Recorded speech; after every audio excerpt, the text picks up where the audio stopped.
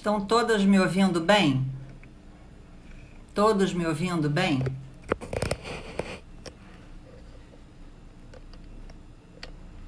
Como é que tá o som?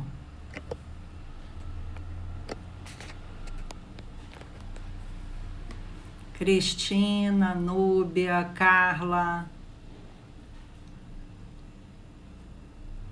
Muito bom ter vocês aqui. Eu vou me apresentar. Eu sou Vera Garcia, médica psiquiatra. Sou médica há 35 anos e psiquiatra especialista em psiquiatria da infância e adolescência pela UFRJ. Trabalhei em vários serviços, trabalhei na emergência do Hospital Lourenço Jorge, trabalhei como chefe do ambulatório do IASERJ, trabalhei na emergência psiquiátrica do Hospital de Petrópolis, Municipal de Petrópolis, trabalhei no Nise da Silveira e há alguns anos venho me dedicando especialmente ao consultório e me dedicando também a promover workshops, palestras, cursos, e essa interlocução com o público de uma maneira geral é algo que me estimula bastante, é algo que me gratifica. Eu acho importantíssimo a gente poder divulgar e compartilhar as experiências do dia a dia, né, da clínica, do consultório psiquiátrico com as pessoas, porque isso faz com que a doença psiquiátrica ela se desmistifique, que a gente consiga fazer com que as pessoas que sofrem de transtornos, o que é muito comum, né, possam também compartilhar o seu sofrimento, enfim, se ver acolhido e se ver ouvido, né? Então é muito importante que eu fico muito gratificada quando eu posso compartilhar essas informações, né? E aí, recentemente, eu criei a Escola de Gestão do Estresse, que é uma escola voltada exatamente para divulgar esse tipo de informação para o público leigo. Então, eu estou muito envolvida, inclusive, nesse projeto, nesse workshop que é Mente Blindada. Se você ainda não conhece, dá um pulo lá no canal Gestão do Estresse. É um workshop inteiramente gratuito e que fala sobre prevenção de estresse, como lidar com o estresse do dia a dia, né? E por que eu decidi fazer a minha primeira live falando a respeito da depressão, né? A depressão, ela é um transtorno, é o transtorno psiquiátrico mais comum e que impõe um sofrimento muito grande, né, a quem sofre. Então, realmente é um estresse.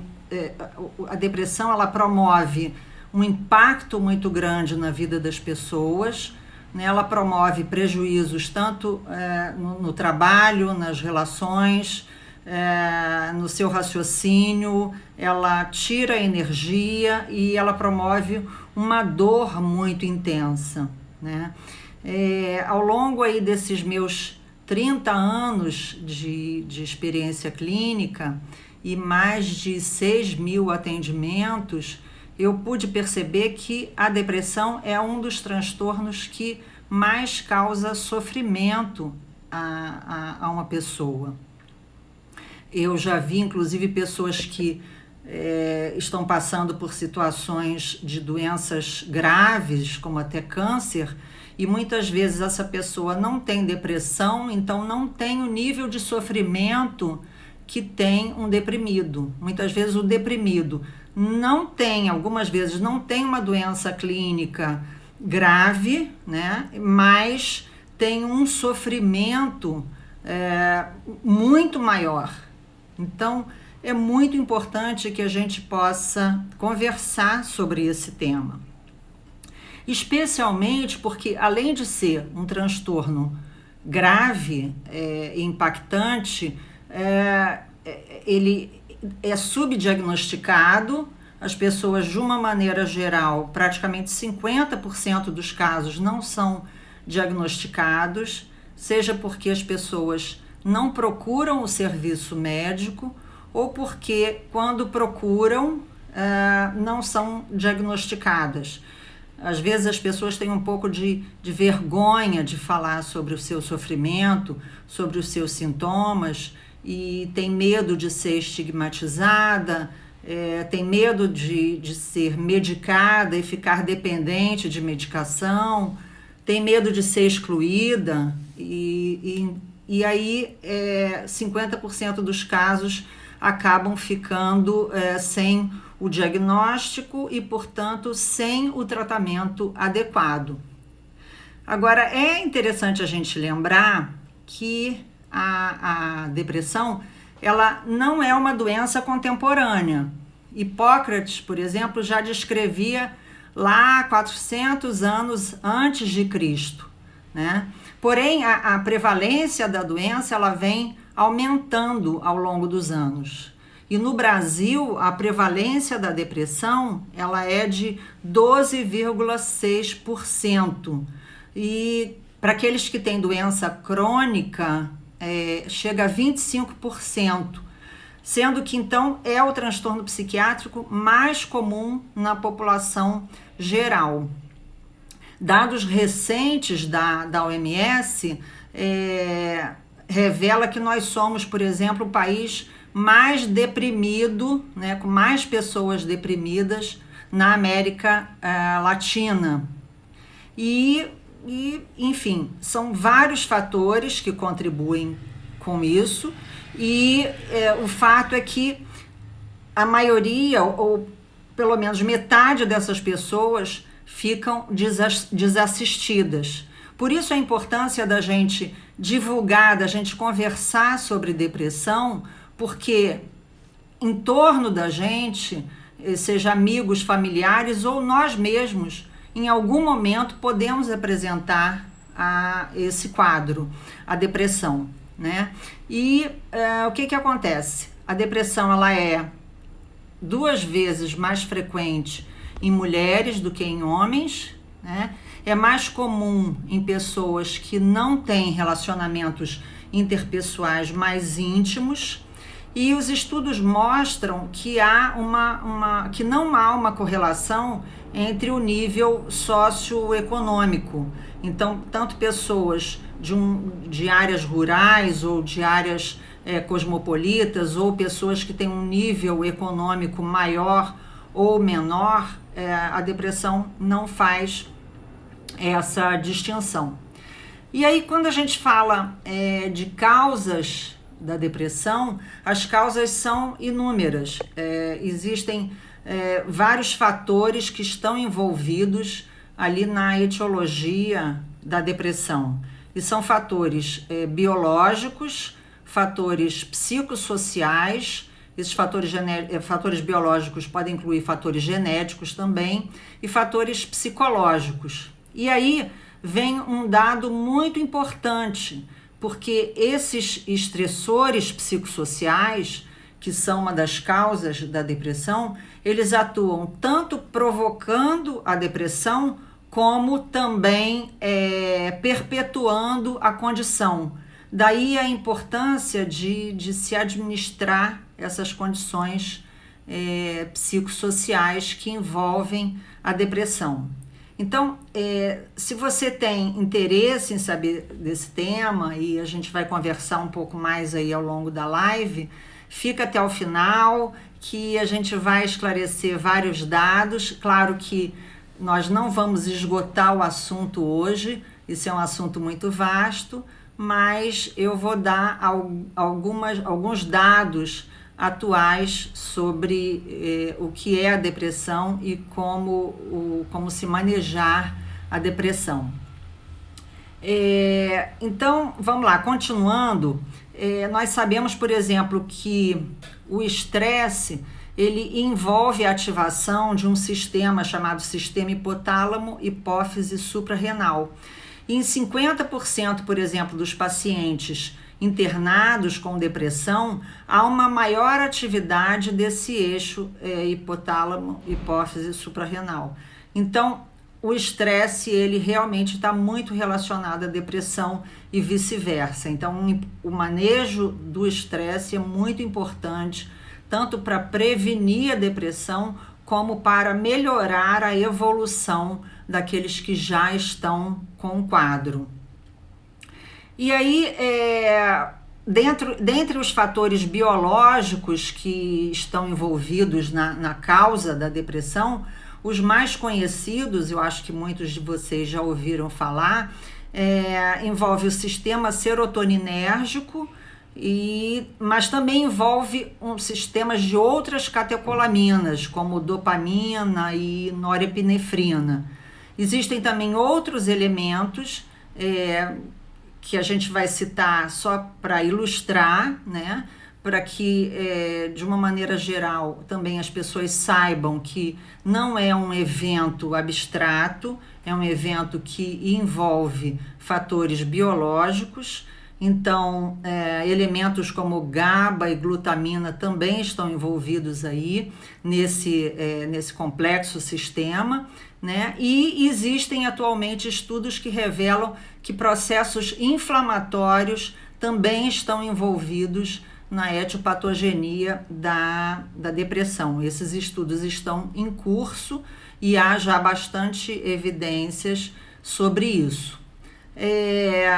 Enfim, nos exames de imagem, a gente também pode ver que os pacientes deprimidos, dependendo do estágio da doença, eles podem apresentar algumas mudanças estruturais, o que fala também a favor desses processos biológicos envolvidos, que já é sabido por quem estuda o tema. Então, por exemplo, há uma diminuição de estruturas como o hipocampo, o tálamo, o córtex órbito-frontal, os núcleos da base.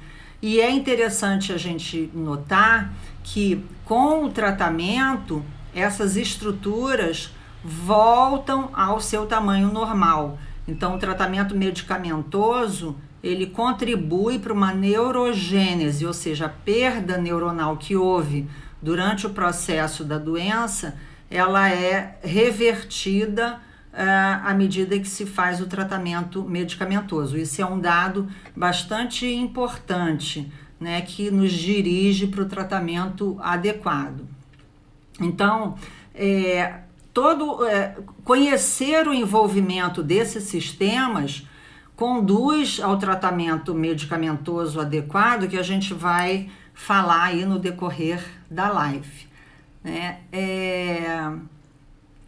Sobre o diagnóstico clínico da depressão, que eu vou chamar de transtorno depressivo maior, né? Porque é importante que a gente saiba que quando a gente fala depressão de uma maneira geral, do ponto de vista psiquiátrico, a gente pode estar falando de diversos transtornos segundo a classificação de doenças mentais. Então, de forma mais didática, para que a gente possa compreender melhor, eu estou me referindo sempre ao transtorno depressivo maior, né? Então, eu faço o diagnóstico formal e me baseio em critérios diagnósticos, tanto do DSM-5 como do CID-10 e agora o CID-11 da OMS. Essas classificações diagnósticas, elas existem para que o médico, enfim, o médico que está no norte, no nordeste, no sul, ou o médico que está nos Estados Unidos, ou na Itália, ou no Japão, possam falar a mesma língua e se referir ao mesmo transtorno quando está vendo um paciente com aquele quadro. Então, quando a gente classifica uma doença com um código, na verdade, algumas pessoas, por falta de conhecimento, atribuem isso a uma necessidade de estigmatizar ou de rotular, mas, na verdade, isso é super útil para nortear padrões de tratamento e principalmente para as pesquisas, para nortear as pesquisas que são feitas em saúde mental, né? Então, essas pesquisas envolvem médicos do mundo todo, em vários centros de pesquisa, e que se utilizam dos mesmos critérios diagnósticos quando estão diante de um paciente. Então, essa maneira uniforme, né, da gente classificar as doenças é fundamental para a pesquisa, para a evolução das pesquisas e consequentemente, para a evolução dos tratamentos. Né? Quem é que mais chegou aí? Quem está chegando agora? E sejam todos, todas bem-vindos, bem-vindas. Espero que estejam me ouvindo bem, me vendo bem. E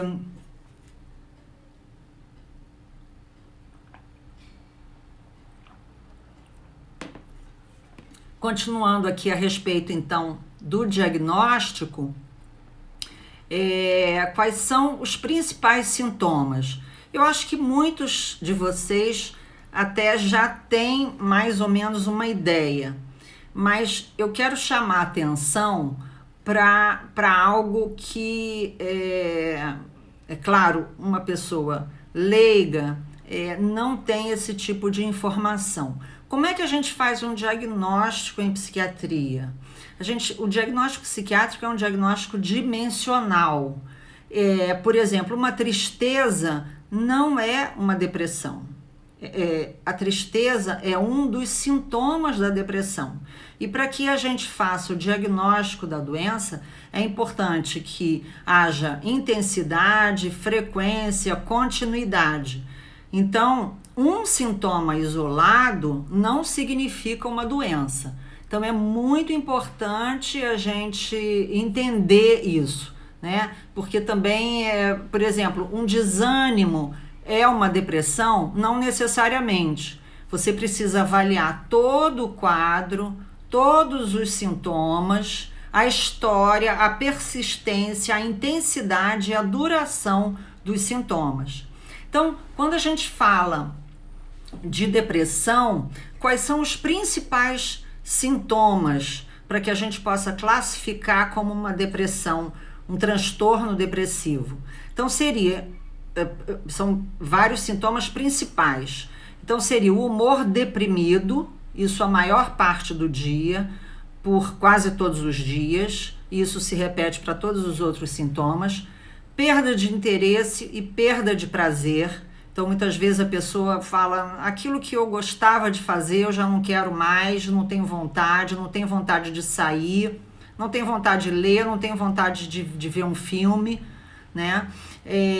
Perda ou ganho de peso significativos, ou seja, cerca de 5% do peso.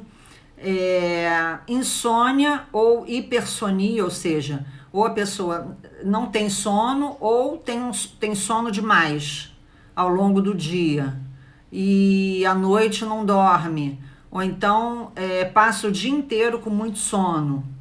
Então há claramente uma variação aí do padrão do sono.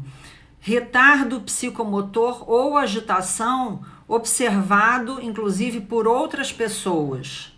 Né? Então a pessoa se sente agitada ou se sente lentificada demais. E é muito comum que esses dois aspectos também ocorram ao mesmo tempo. Ora a pessoa está muito pesada, muito sem energia, sem vontade de fazer nada. Ora a pessoa está inquieta, agitada, com certo desconforto até.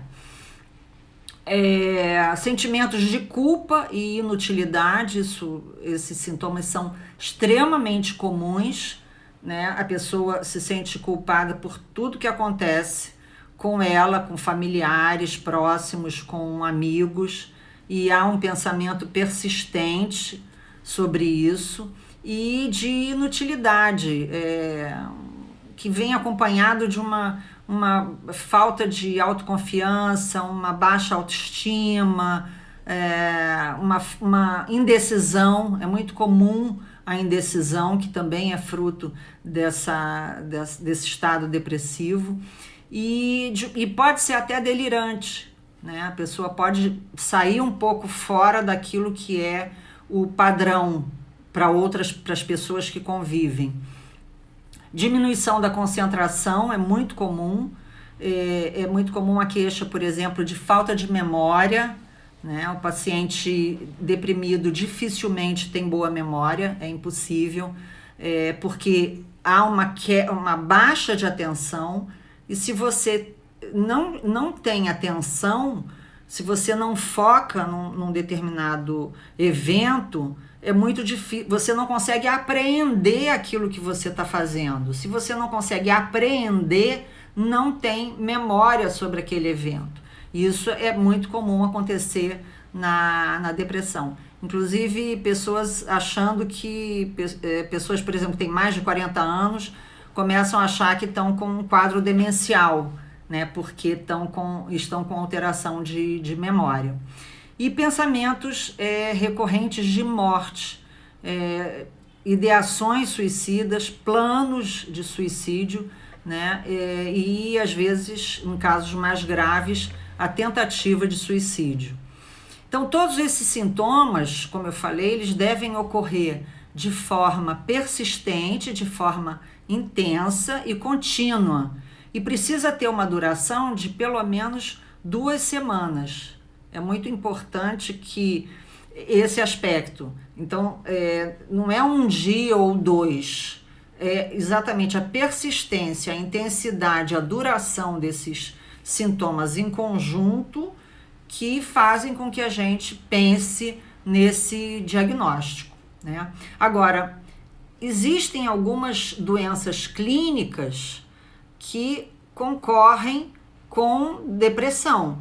Então, é muito importante para o médico que durante a consulta se faça uma anamnese, que a gente chama, né, que é colher a história toda do paciente, a história de vida, os sintomas emocionais, enfim, os sintomas relacionados ao comportamento e à emoção, mas também que se faça ali um apanhado geral da clínica da pessoa, né? Se ela tem, por exemplo, exames recentes, exames clínicos, exames complementares de laboratório, de imagem. Se não tiver, é importante solicitar, porque existem doenças, por exemplo, doenças hormonais, doenças da tireoide, da suprarrenal, enfim, infecções, uso de determinadas medicações, doenças neurológicas, AVC, tumores, que a gente precisa descartar em alguns casos, claro, também depende da história do paciente,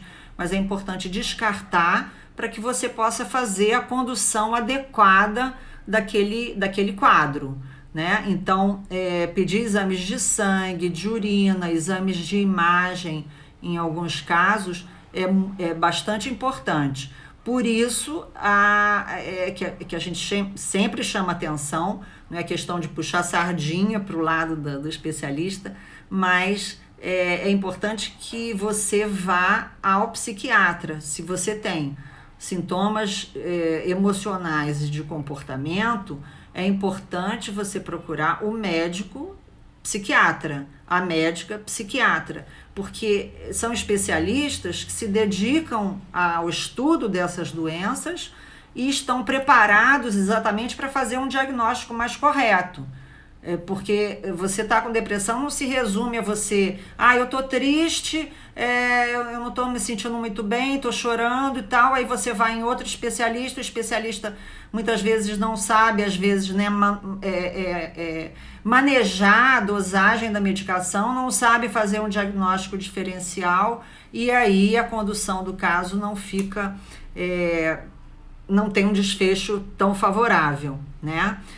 Isso acontece muitas vezes ao longo também da minha prática, enfim, pacientes que já passaram por vários especialistas e já usaram várias medicações, muitas vezes com subdoses e doses inadequadas ou interações medicamentosas inadequadas, e aí tem um desfecho que não é um desfecho. E aí, quer dizer, o que acontece? A depressão vai evoluindo, vai danificando o cérebro, o prognóstico vai piorando e o desfecho nem sempre é tão interessante como poderia ser, né? É importante lembrar que a depressão Pode ser um transtorno crônico e é um transtorno que tem que ser cuidado e tratado de uma forma correta, com as medicações na dose certa, no tempo certo. Então, o manejo exige uma expertise própria do especialista, né?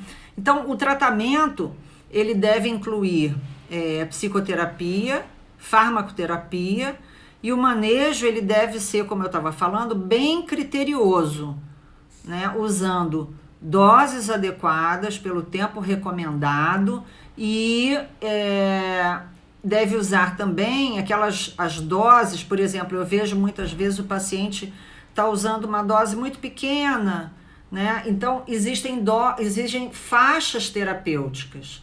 Quando a gente detecta um determinado diagnóstico e a gente pensa nas medicações que estão indicadas para aquele transtorno, a gente tem que pensar qual as doses ideais para tratar aquele transtorno. Então, existem faixas terapêuticas por onde a gente deve transitar, né? Sempre com o objetivo de quê? De remissão do quadro, ou seja, os sintomas devem sumir, os sintomas devem chegar praticamente a zero, a gente deve evitar recaídas, né? E a gente deve fazer com que o paciente volte às suas atividades normais. O que acontece é que muitas vezes as pessoas levam bastante tempo para iniciarem um tratamento adequado, seja porque não foram no especialista ou não foram no médico, ou não, o tratamento não foi bem conduzido, e aí a evolução não é tão boa como poderia ser, né? Uma coisa importante é que o tempo do uso das medicações deve ser de 6 a 12 meses, que é o tempo do curso da doença. O curso natural da doença é entre 6 e 12. Se você tira a medicação antes, a doença volta, os sintomas voltam.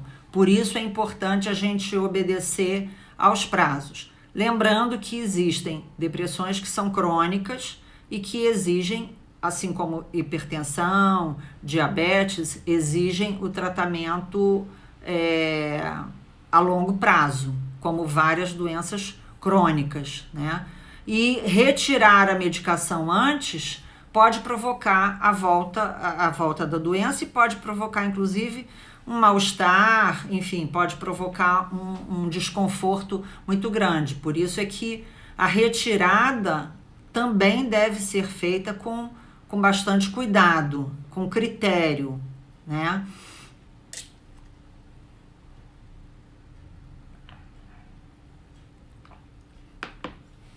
Você que está chegando agora, seja bem-vindo, seja bem-vinda. Muito bom a gente poder estar conversando aqui, é um prazer enorme. E, sim, na vertical é melhor, né? Realmente, na vertical foi bem melhor. E para mim também, para eu poder ver os comentários. Obrigada pelo feedback de vocês. É muito importante, porque eu pretendo fazer outras lives, pretendo estar aqui com vocês conversando sobre esses assuntos de saúde mental, e quero também as sugestões. Se vocês puderem me dizer aquilo que vocês gostariam que eu falasse também nas próximas lives, é bastante importante para mim, tá? E a gente troca aqui informações e compartilha as experiências. Eu realmente é algo que é muito importante para mim, né? Poder compartilhar e, enfim, né? Ajudar mesmo a que mais pessoas possam se conhecer, né? E na medida que se conhecem e tratam as suas deficiências, lidam com as suas deficiências ou com seus eventuais problemas de uma forma mais natural, de uma forma mais leve, procurando ajuda adequada, isso tem um impacto enorme, tanto para a pessoa como para aqueles que lidam com aquela pessoa, para os familiares, para os amigos, enfim. Isso faz muita diferença. Então, esse é um projeto assim que eu venho me dedicando e me motiva muito o feedback de vocês, né? Saber que está sendo bom também, que está sendo legal, tá? Então, as medicações, elas visam, então, restabelecer o funcionamento da pessoa, né? Para que ela possa retornar às suas atividades habituais e que ela não tenha, então, que ela tenha menos recaídas, porque quando a pessoa não faz tratamento, o tratamento adequado, a probabilidade dela ter recaídas é muito grande. Chega na ordem assim de 70% em pouquíssimo tempo. Então, também fazer o tratamento, procurar, quer dizer, se perceber deprimido, isso já é o primeiro passo.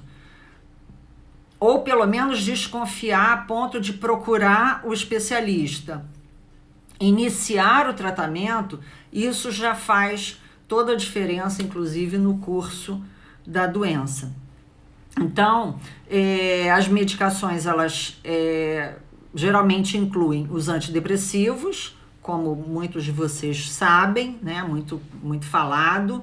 Então, eles são muito usados. Eles podem ser usados sozinhos ou em combinações com outras classes de medicações.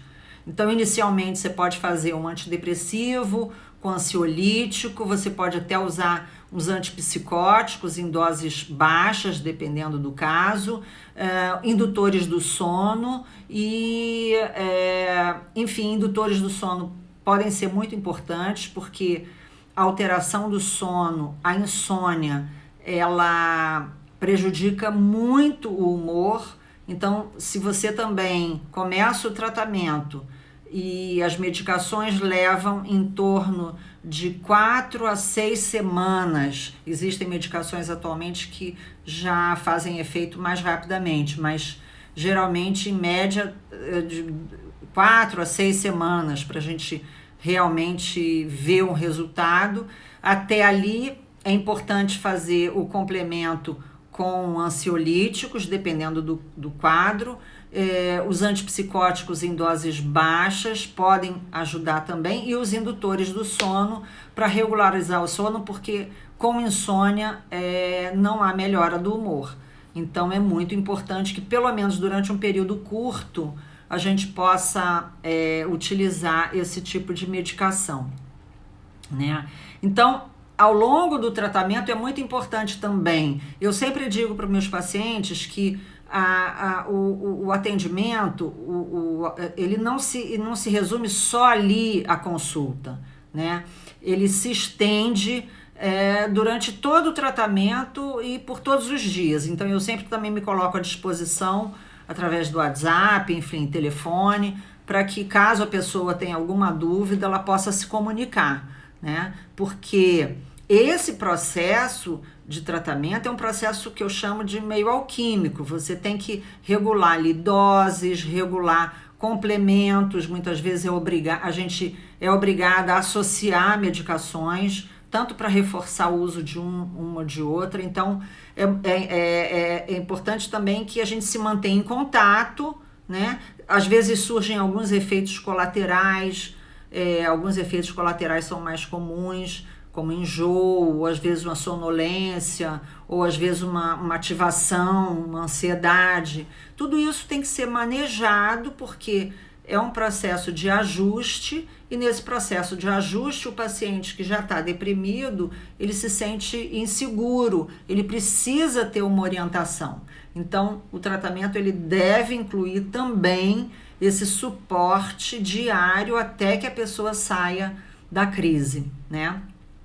E é importante lembrar, que é uma dúvida que sempre surge, que os antidepressivos, eles não causam dependência. Aqueles medicamentos de tarja vermelha, que são os antidepressivos e outros, eles não causam dependência. Os que causam dependência são os de tarja preta.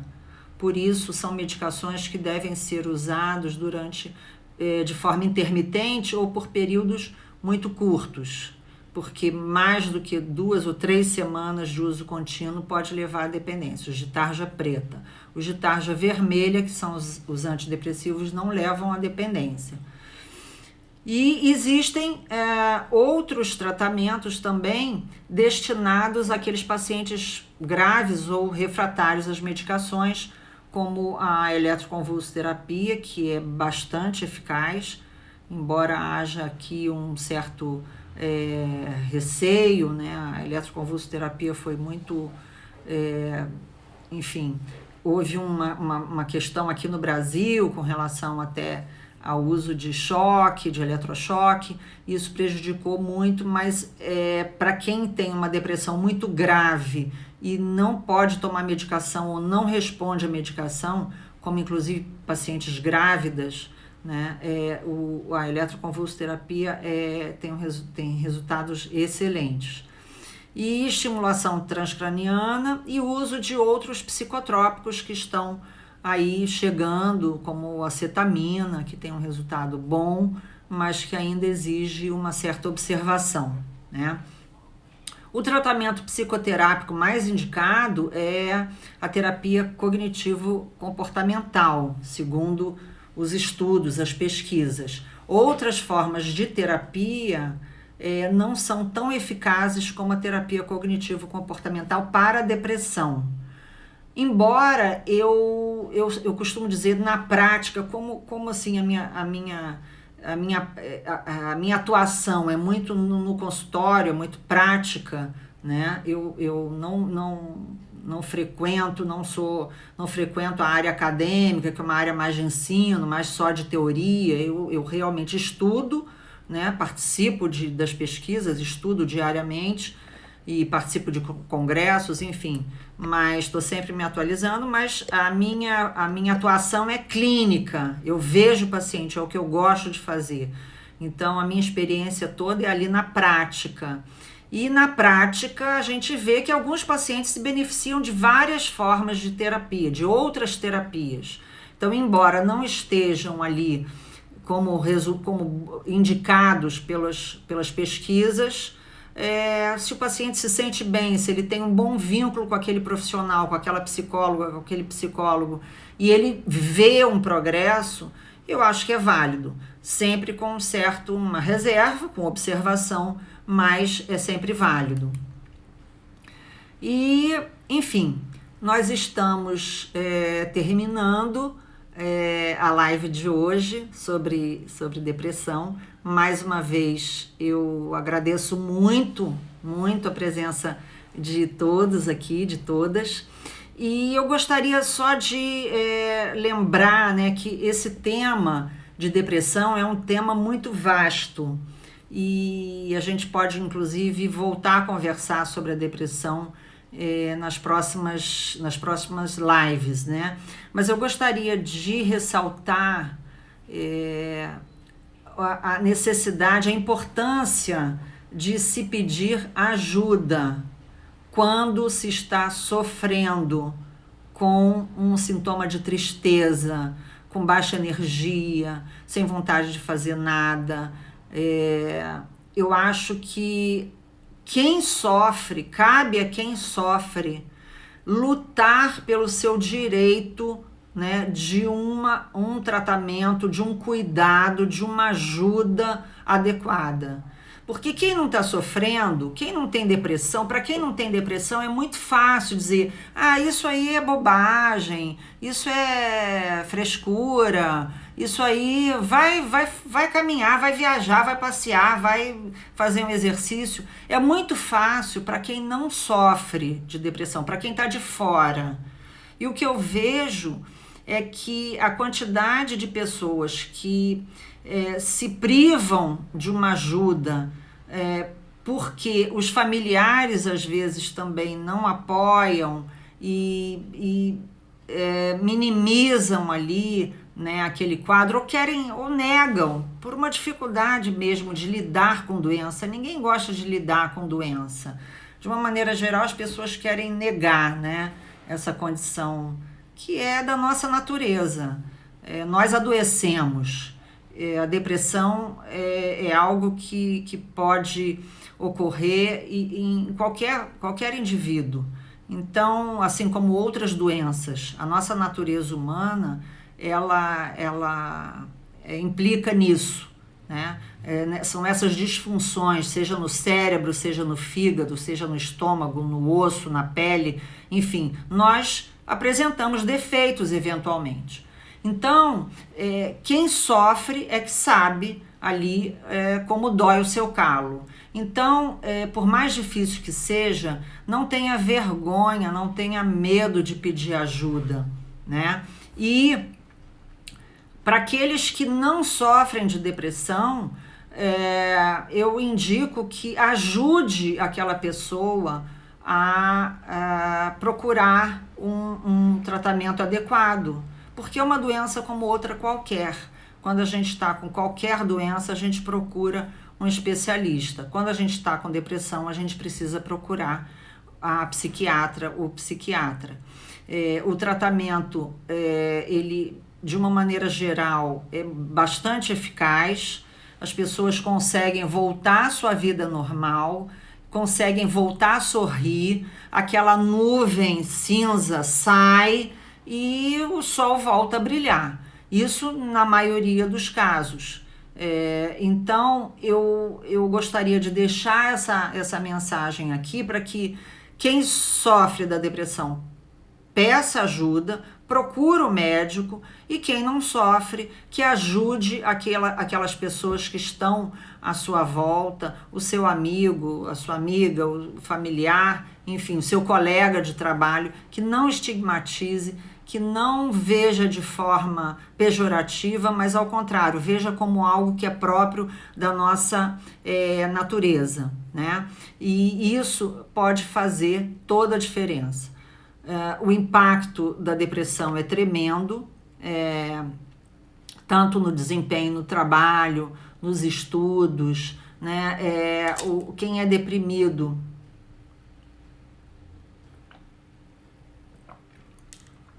é mais propenso a doenças, tem os relacionamentos prejudicados, além da própria dor que a doença impõe.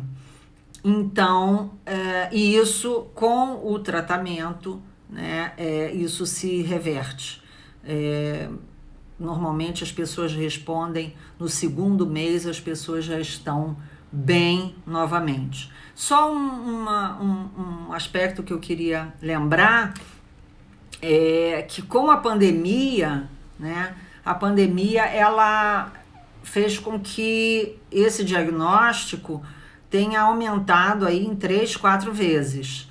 E há uma expectativa de que daqui para frente haja um aumento ainda maior da depressão.